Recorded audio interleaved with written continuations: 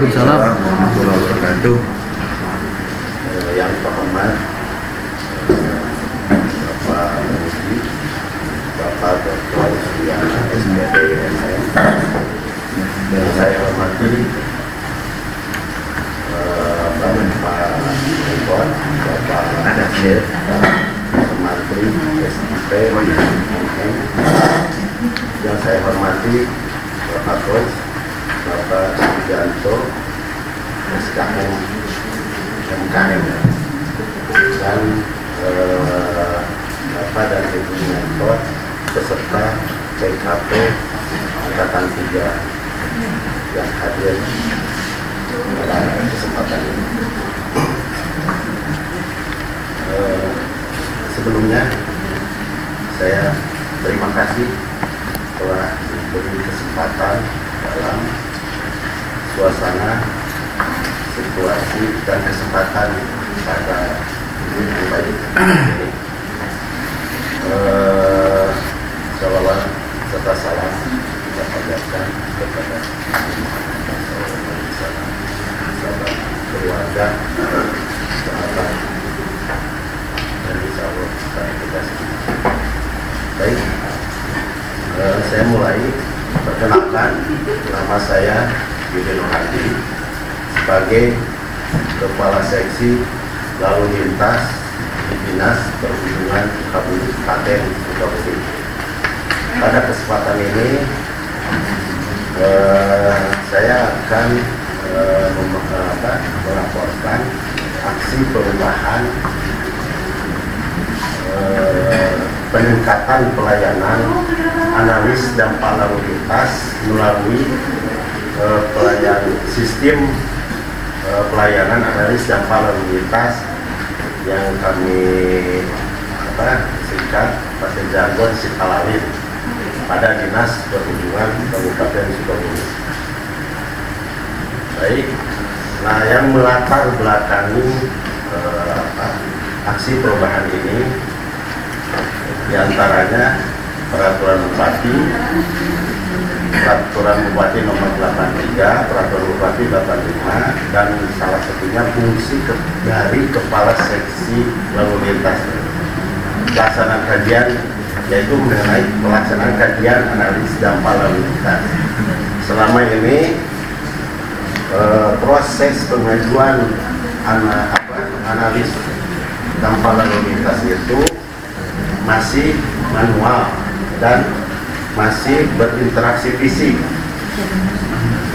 baik pengguna dengan petugas jalur. Sebelum lebih lanjut, mungkin saya akan memberikan dulu analis dampak lalu lintas itu adalah serangkaian kegiatan mengenai dampak lalu lintas dari dampak pembangunan pusat kegiatan, pemukiman, dan infrastruktur yang hasilnya dituangkan dalam bentuk dokumen analisa dan dampak lalu lintas. Tawaran inovasi dari Sipalalin ini yaitu inovasi yang bertujuan untuk mendigitalkan yang semula manual dengan tujuan untuk mempermudah proses pengajuan analis dampak lalu lintas di Kabupaten Sukabumi. Adapun pelaksanaan dan pengendalian kegiatan, kita ada 7 langkah utama, dimulai dari pembentukan tim kerja aksi perubahan, yang kedua pembuatan rancangan aplikasi, yang ketiga merealisasikan pembikinan aplikasi Sipalalin itu, yang keempat pembikinan SOP kaitan dengan proses pengajuan Sipalalin.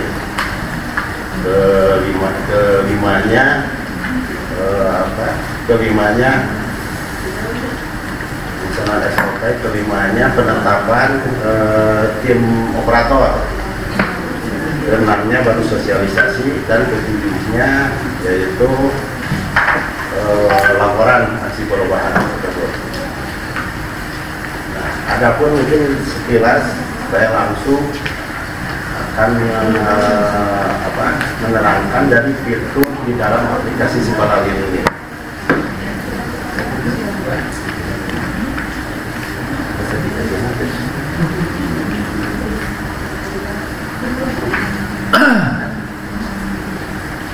Mungkin ini salah satu contoh, bukan contoh, ini hasil dari sosialisasi dari aplikasi fitur yang ada di aplikasi Sipalalin. Adapun kembali ke SOP dari proses pengajuan Sipalalin, kami mulai dari pemerakarsa masuk ke arsip, ke operator. Dari operator ini pakai alur ininya, dari operator masuk ke bagian umum. Nah, di sana ada disposisi dari pasekis, proses disposisi dari pasekis, terus ada juga pembahasan mengenai amdalalin ini atau rekomendasi saran teknis yang akan proses dari hasilnya. Adapun nanti dari alur ini setelah diverifikasi dan dinyatakan layak menurut verifikator dari staf umum tim kami, ini berproses ke eselon 4, yaitu kasih saya sendiri sebagai verifikator awal. Setelah verifikator dari tim, kalau dinyatakan bisa berlanjut proses, kami lanjutkan ke Bapak Kabir, namanya Bapak Mentor. Kalau misalkan ada temuan, misalkan tidak ada kecocokan atau temuan-temuan lain yang dianggap misalkan itu bermasalah, nanti kembali lagi ke bagian verifikator awal. Nanti selanjutnya kembali verifikasi ke yang ketiga ke Pak Seknis, yang terakhir ke Pak Kadis, dan bisa dinyatakan ini lulus atau dilanjut. Kalau dilanjut, nanti alurnya sampai ke pembakarsa atau ke konsumen kembali berupa PDF, Pak. Jadi itu setidaknya menghindari interaksi dari pengaju atau pembakarsa dengan kita petugas.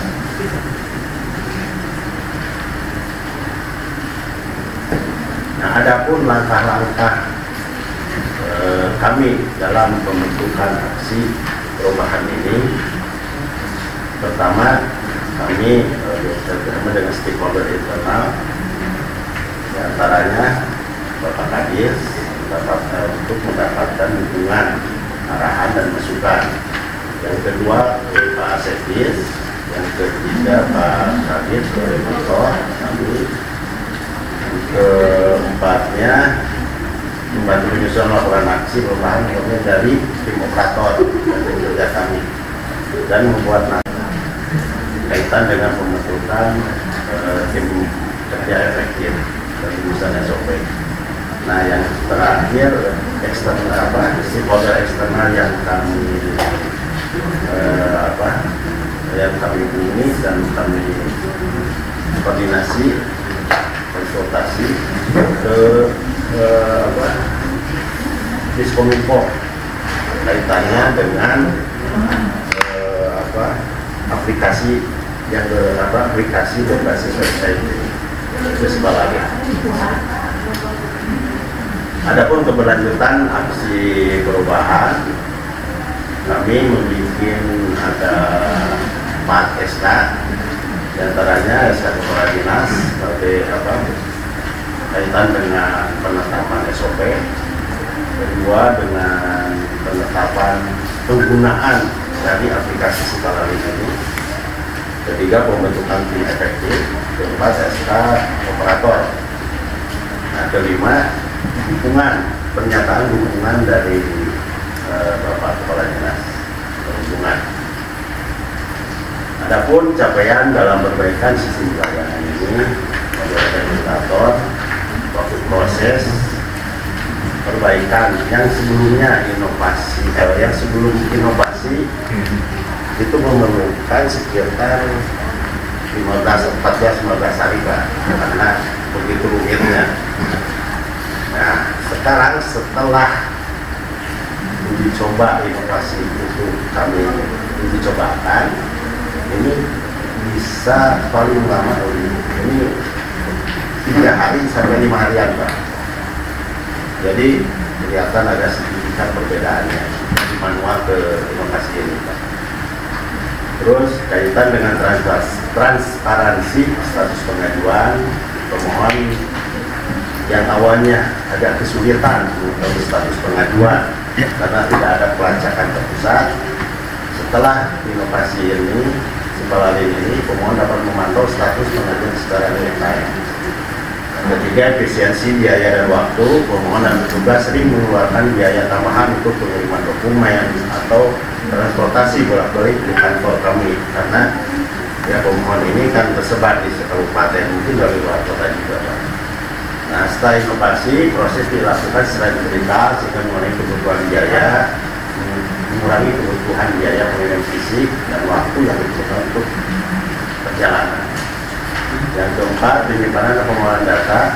Dokumen pengajuan disimpan secara manual, rentan hilang dan sulit diakses jika diperlukan di masa depan, itu secara manual.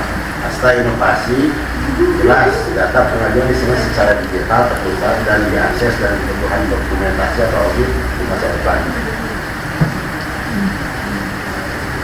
Nah, manfaat inovasi ini yang bertujuan untuk meningkatkan pelayanan pengajuan Anda secara online pada Dinas Perhubungan Kota Sukabumi. Pelayanan kami secara digital meningkatkan pelayanan pengajuan Anda secara online, meningkatkan transparansi dan akuntabilitas pelayanan publik, dan sistem pelayanan Anda ini memungkinkan pemerintah untuk beradaptasi dengan digitalisasi, menyediakan layanan publik yang sesuai dengan harapan masyarakat modern, semakin berbeda dengan teknologi.